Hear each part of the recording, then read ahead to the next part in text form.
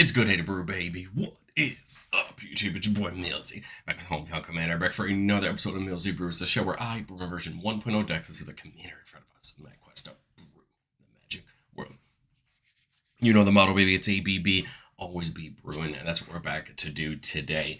Deck list is going to be down in the description for you below, as well as I'd really appreciate it if you could interact with the video, like, comment, subscribe, consider checking out the links in the description. The Discord's live. Mike and I are in there hanging out and chatting, as well as I just dropped Millsy Brews merch. I'd appreciate it if you could check it out. But today, we're going back to Kiora, Sovereign of the Deep, that we covered back in March of the Machine, the Aftermath, and we're updating it mainly because we have that new Coma, right? And since Kiora cares about those sea monsters, Coma fits its way right in. Kiora Sovereign of the Deep is a 5-mana 4/5 Merfolk Noble with Vigilance and Ward 3. And it says whenever we cast a Kraken, Leviathan, Octopus, or Serpent, we get to look at the top X of our library where X is that spell's mana value, and we could cast any spell in there with less than X mana value for free. And then we put the rest on the bottom. So this is kind of like Cascade, but it's better, right? Because we get to look at those cards and pick what we cast instead of just hitting into the first random thing. So I think a lot like a Modi or another Simic big mana deck, we want to ramp it, we want to get our way up to that cost, start playing these sea monsters, and then try to just kind of do this pseudo cascade into these extra pieces to just add value to the gameplay and get more value every time we get a Serpent down. And then just like any big stompy deck, we're going to look to end the game in combat. Now, the ramp in this deck is nothing special. The truth at the end of the day is, if you watched my Emoti Cascade list a few days ago, or you're playing a big mana Simic deck, these are the players you'd expect to see. Things like Gwenna can tap for 2 mana to cast a creature, and if you cast creature power 5 or greater, you get to untap it, potentially use it multiple times in a turn. Selvala, right, allows us to get mana equal to the greatest power among creatures we control. So the bigger the creatures we have, the more mana we can get. Troyan from Wilds of Eldraine allows us to get 2 mana for it for casting spells with mana value 5 or greater, which is a lot of the sea monsters in our deck. We're pairing that up with our normal style of ramp spells: Rapid Growth, Cultivate, Kadama's Reach, Migrant Path.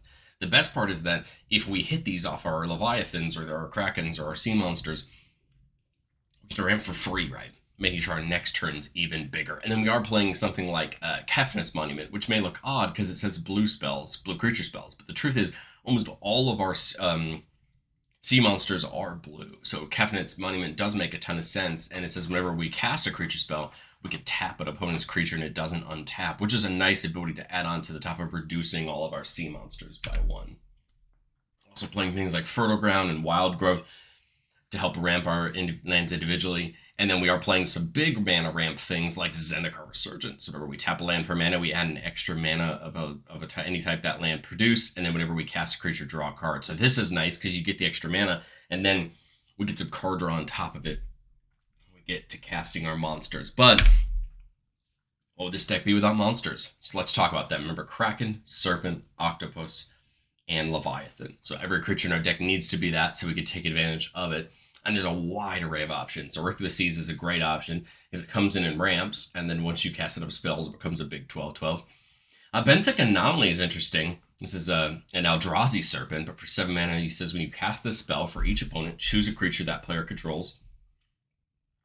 Create a token that's a copy of one of them, except its power is equal to the total power of all 3 of those creatures, and its toughness is equal to the total toughness of those creatures, and it's a colorless Eldrazi. So it's just a very interesting ability, kind of getting a specific ability, but getting kind of the best of both worlds, and they get even bigger, right? Just a very interesting ability, and it's a 7 mana 7/8, right, with a big body on it.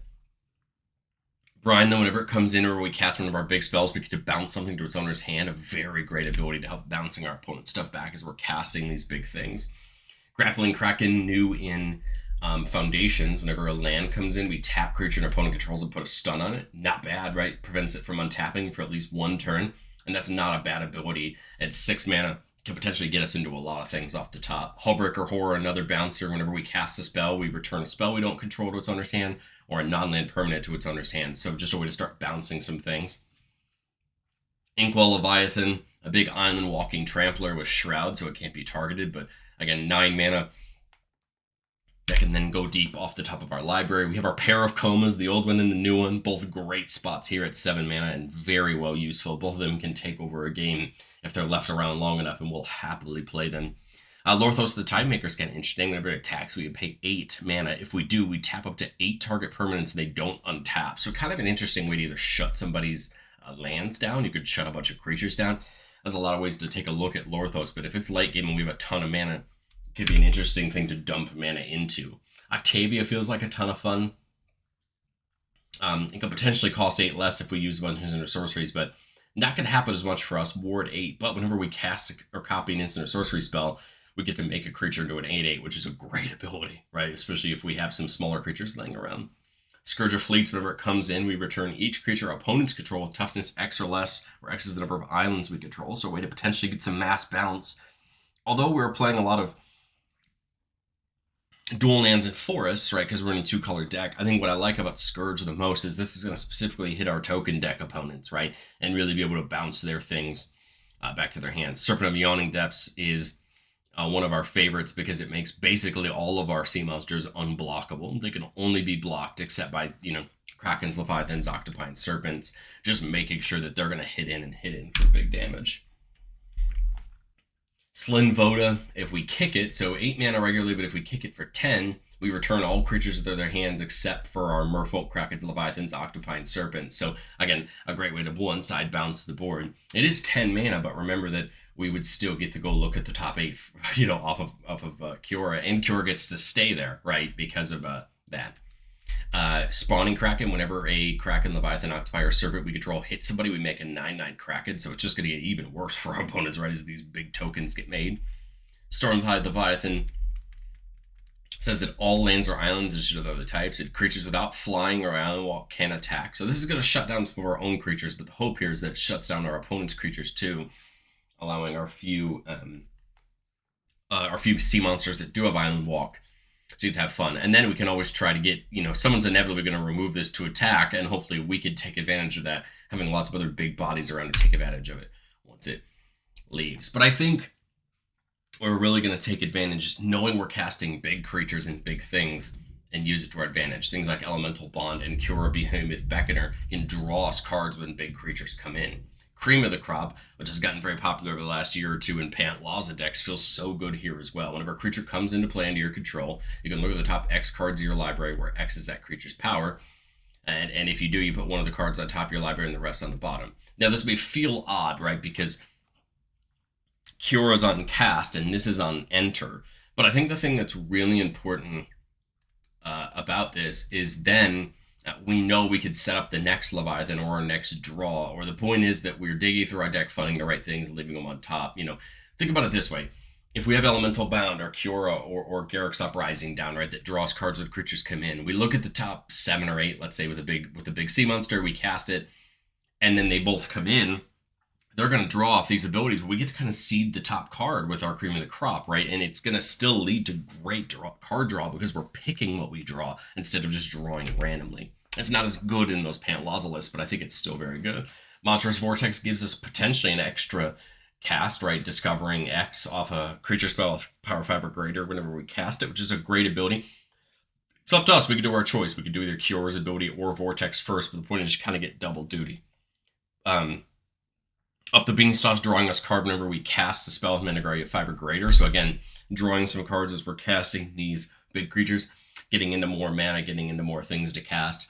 And then Quest for Ula's Temple is just kind of interesting. At the beginning of our upkeep, we can look at the top card of our library. If it's a creature, we get to reveal it and put a counter on this. In the beginning of each end step, that's each end step, not our end step, each.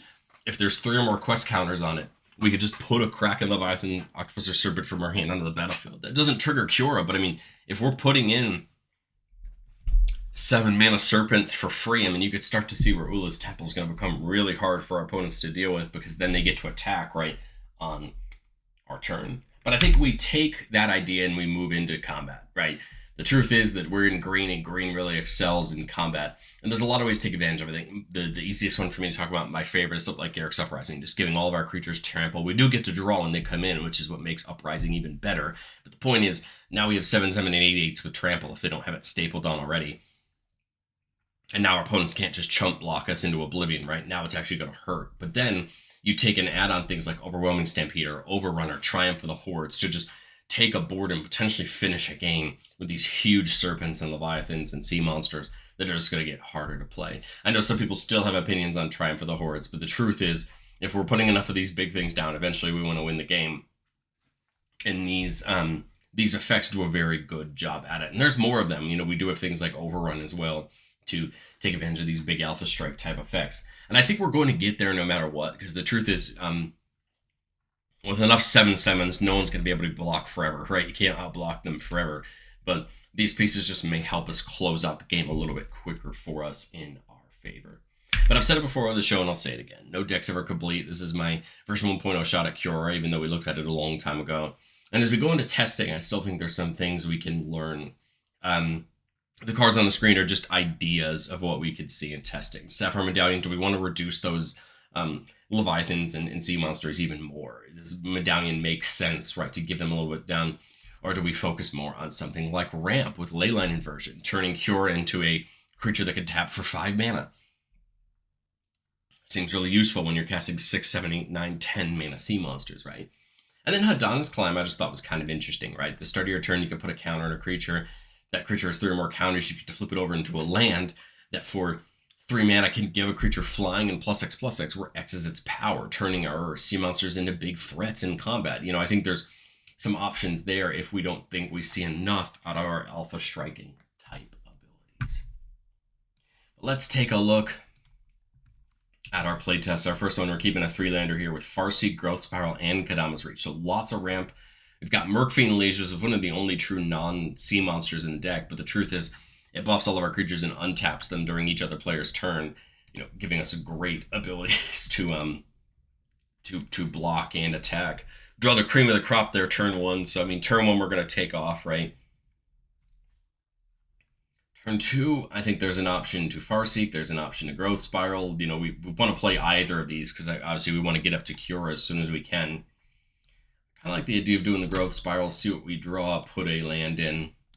We draw a Scourge of the Fleet, so there's our first of our sea monsters that we see. So now on turn 3, right, we're at 4 mana, but the truth is we want to get to 5 mana. My thought is either Farseek or Kadama's Reach, they both get me up the same amount of lands. If I Farseek, though, I can actually cream of the crop to set up a draw when Kiora comes in. If I Kadama's Reach, then I can't do anything else. So I'm kind of thinking about Farseeking. The only argument for Kadama's Reach would be that I would have 1 extra mana right in the grand scheme of things because I would pull an extra land in my hand. But let's just go ahead and do the Farseek. We'll go get one of our dual lands that we can get. We are playing, I know we're playing 1 or 2 type lands. Are we not?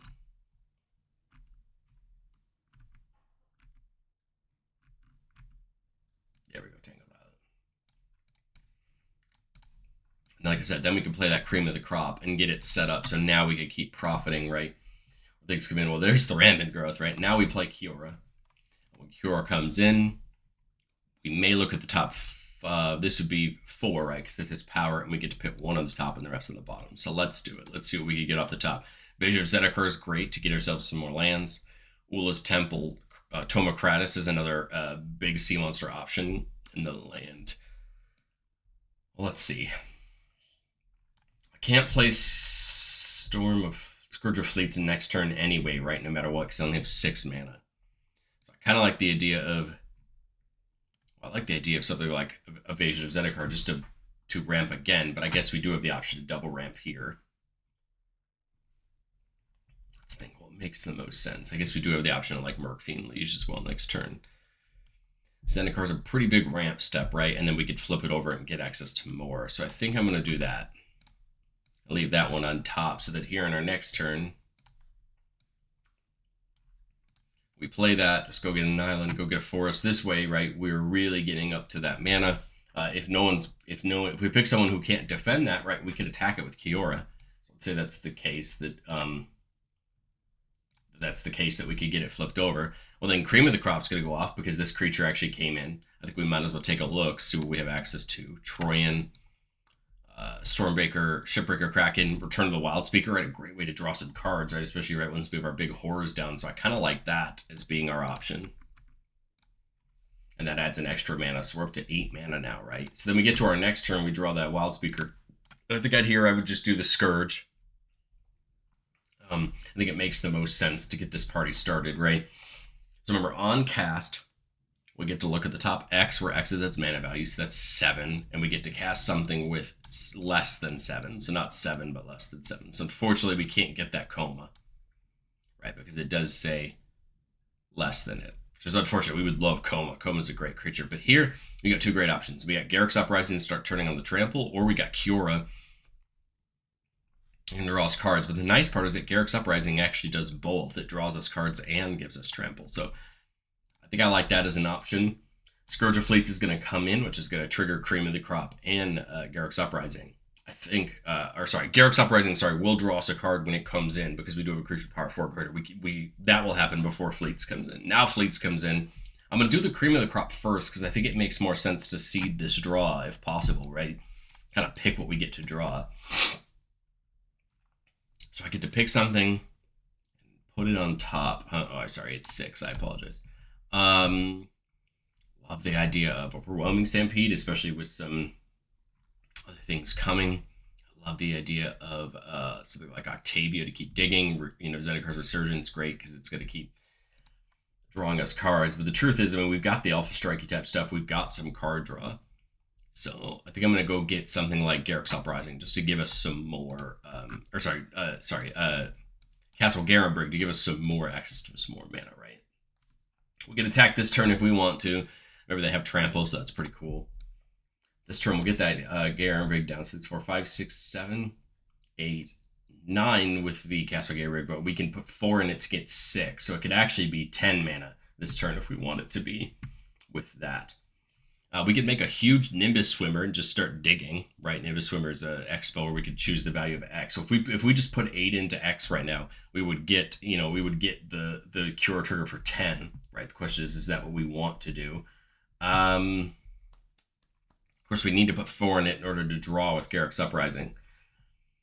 I don't mind the idea of just digging. At 8, X into 8, we could get pretty much any sea monster we reveal, other than a few of them. But it would allow us to just get some good card draw off the Uprising, seed our next, seed the draw because of the Cream of the Crop. So let's do that. We're going to put 8 into Nimbus Swimmer. And we get to look at the top 10, right? Because that's its mana value. Love the idea of Whelming Wave. But unfortunately, it's going to bounce. It's going to bounce Kiora if we do it. So here we go. Look at the top 10. Remember, 9 or less. Love the idea of AC to start drawing Monstrosity of the Lakes. A very interesting Kraken. We got Traumacatus. We got Hullbreaker Horror.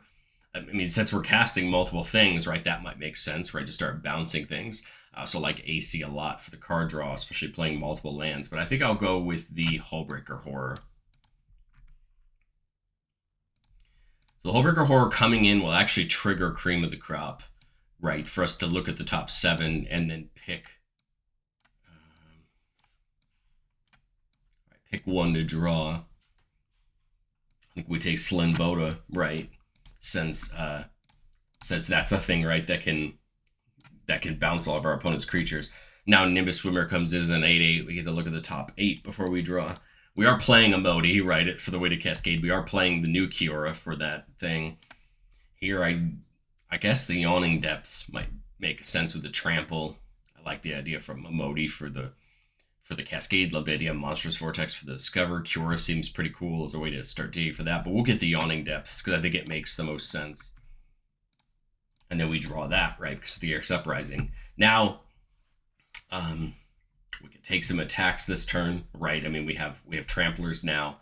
Again, those both drew us cards, and the nice part about that Cream of the Crop is we got to pick them. And I think we're in great stuff here to stop for our first playtest. I think we can kind of see where these value adders can really add to our board state. Next turn, we probably just kick this Slinvoda, and our opponents are in real trouble as we just continue to push power on the board. But all right, playtest number 2.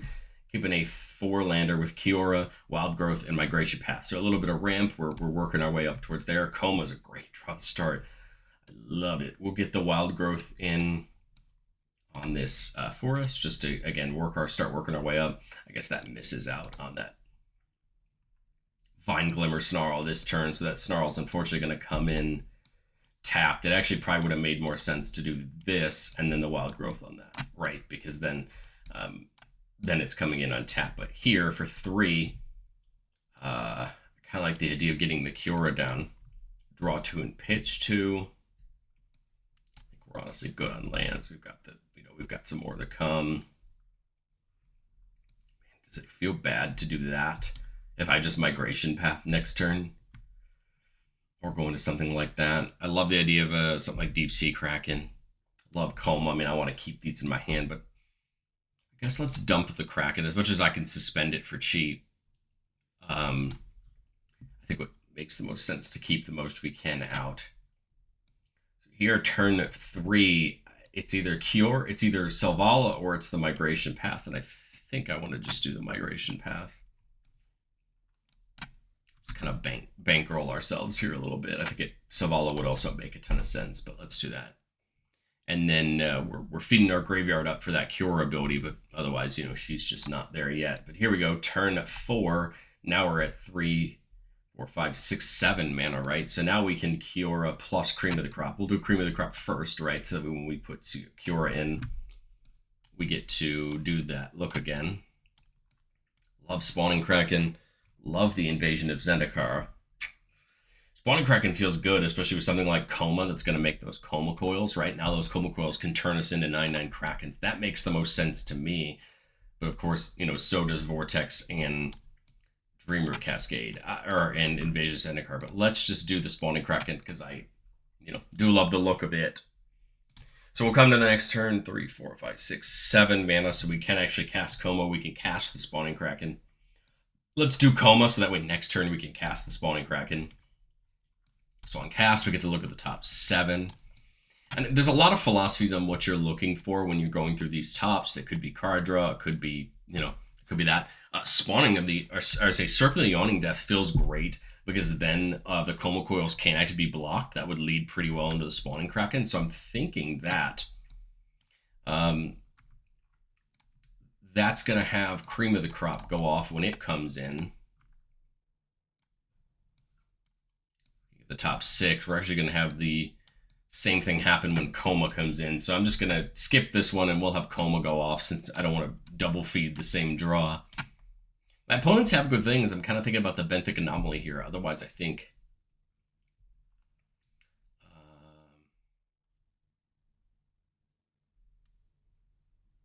I'm just thinking Soul Ring, just to get that extra couple pieces of mana. I guess Heroic Intervention would make more sense to protect our board, right? Since we're about to put a bunch of stuff on here. But we would go to our opponent's turns, right? We're going to basically come back to our turn with 4 Coma Coils. Now, we can use them with Coma to tap something down or give it indestructible, so there's lots of options there. But what I like here this turn now is, now, right, these are all 6 of these are unblockable, right? Because of the Serpent. So I think we just Spawning Kraken, right? Because then we can turn them into 9/9. Turn them into 9/9 Krakens. We get to look at the top 6. We get to cast a spell, so we can't, get a land with it. I mean, Kiora could be fun to draw a card. Maybe we hit into a land. It's actually going to lead to more draw, because if they all hit and make a bunch of 9/9s, we actually can draw a ton of cards. So maybe we do that. Spawning Kraken comes in, draws us a card off Kiora. We got 1 mana left, Kiora. But I guess technically we could have seeded that draw, right? Because of the Cream of the Crop. So 3, 4, 5, 6. I think we just take the land, right? So that way we can hold. My thought there is so that we can hold up Heroic Intervention. But we attack, right? Making basically our choice of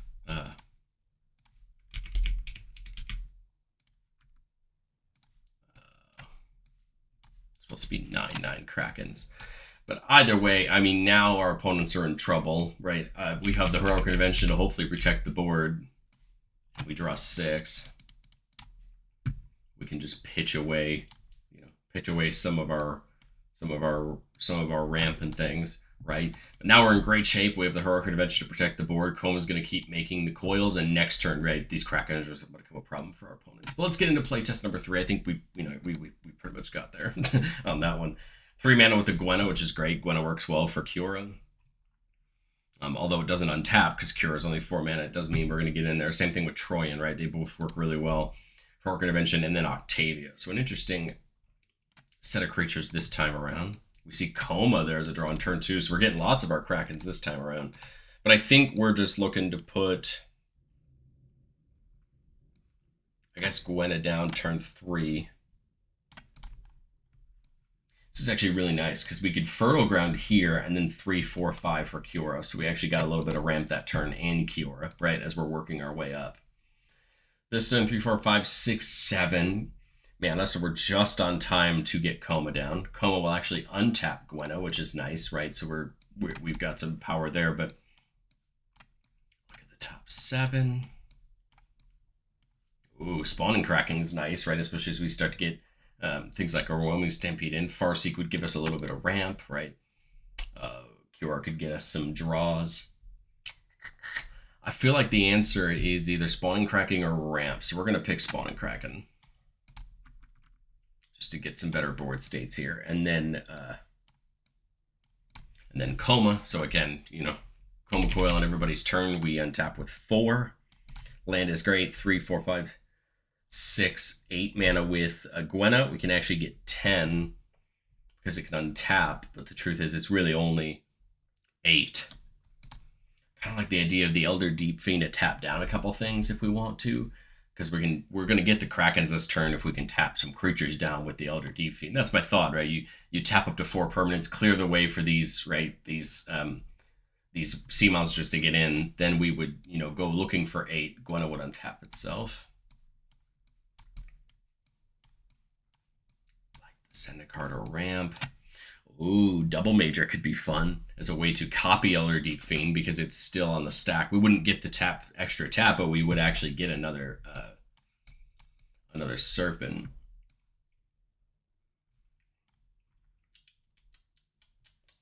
There's a lot of options here.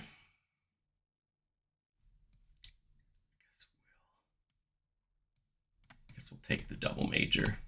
Just copy the Elder Deep Fiend. Again, we don't get the cast trigger again, but that's okay. This turn means we should be hitting in for at least 4 or 5, if not all 6, right, with Koma and them. And then, now our opponents are just in trouble, and we have that Overwhelming Stampede to back us up. Well, let me know, what do you think of Kiora? I think the deck's starting to see some good value in it with the ramp. What I really like about the deck is there aren't a really ton of expensive sea monsters now. AC just got that great reprint. Both the Komas are pretty cheap. Spawning Kraken's really one of the big ones because of its ability. But the truth is a lot of them are on the cheaper side. So you do have access to getting them and having them fun. But let me know what you think of Kiora down in the comment section below, and I'll catch you guys next time.